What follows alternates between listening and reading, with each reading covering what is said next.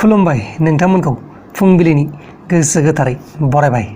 दिनै 23 अक्ट'बर 2020 शुक्रबार फैदो दिनैनि फुंबिलिनि माखासे मोजां गाज्रि आरो फिसा गेदेर खौरांफोरखौ फारि फारि मिथिनानै लानि। गिबि खौराङा जाबाय इउनियन केबिनेटआ 30.67 लाख सरकारि साख्रि मावग्राफोरनि थाखाय 3.737 कोटि रांनि फुजा ब'नासखौ गनायना लाबाय होननानै union information and broadcasting minister जायबा प्रकाश जावडेकार बिथाङा मिडियानि मानसिफोरनि गेजेराव फोरमायदों। लोगोसे उत्तर प्रदेशनि सासे पुलिस अफिसार मुस्लिम पुलिस अफिसार बिथाङा दारि लानायनि थाखाय बा दारि लानायनि जाहोनाव साख्रिनिफ्राय सासपेन्ड खालामजाबाय। पुलिस एसआइनि मुङा जाबाय इन्तिसार आली। मानसिया नैबेनोमोन दारिनि थाखायनो गावनि साख्रिनिफ्राय होखारजाथ'नाय जाबाय। जोबोर मिनिथाव खौरां नङा होमबा लोगोफोर? बे सासे पुलिस अफिसारा दारि लानायनि थाखायनो सासपेन्ड खालामजाबाय। गुबुन फारसेथिं कर्नाटका पुलिसा 4 साइबार फ्रड खालामग्राफोरखौ एरेस्ट खालामदों। बिसोरो फेक आधार कार्ड खालामनाय, फेक सिम कार्ड खालामनाय, बायदिसिना फेक बुस्थु मावोमोन, माने बायदिसिना नंखाय बुस्थु मावोमोन बा फ्रड बुस्थु मावोमोन। दा बेनि थाखायनो बिसोर 4खौ एरेस्ट खालामनाय जादों। बिसोर 4खौ कर्नाटका पुलिसा एरेस्ट खालामबाय आरो दा बिसोरखौ कास्टडियाव लांनानै माखासे सोंथि सोंनाय खालामगासिनो दङ। अब्ला दानिया फैदो गुबुन खौराङाव। गुबुन खौराङा जाबाय फैगौ सप्तायाव जोंनि बे भारतनि सा सानजा भारत आरो खोला भारतआव गोबां बिबांनि अखा हागोन होननानै बोथोर नायग्राफ्रा बा बोथोर बिगियाना फोरमायदों। लोगोसे मिज'रामाव 5469टा जौनि बथल 56 लाख रांनि आयेननि बेरेखा लांनायखौ हमनो हादों।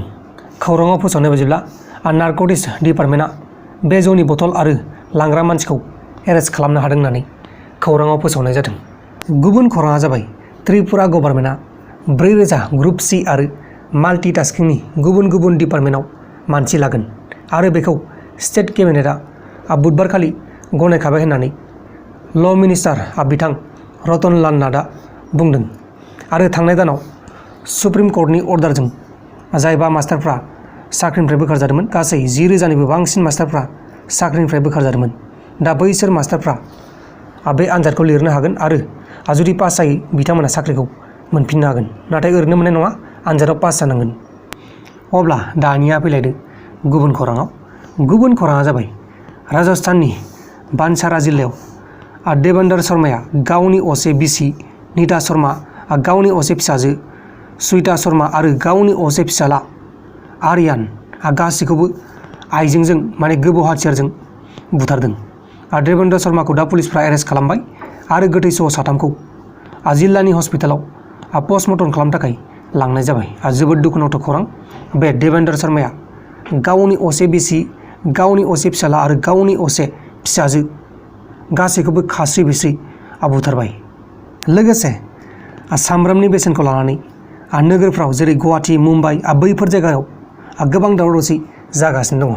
सामब्रामनि बेसेना बे बोसोराव बा बे अक्ट'बर नभेम्बर बे दानाव बेबायदिनो बारायबाय थागोन होननानै बुंदों। आरो बेनि जाहोनावनो रेस्टुरेन्टफ्राव एबा हटेलफोराव सामब्रामखौ खम होनायखौ नुनो मोन्दों होननानै रिपर्टआव मोननाय जादों। लोगोफोर, दिनैनि फुंबिलिनि रादाबफोरा बेखिनिल'मोन।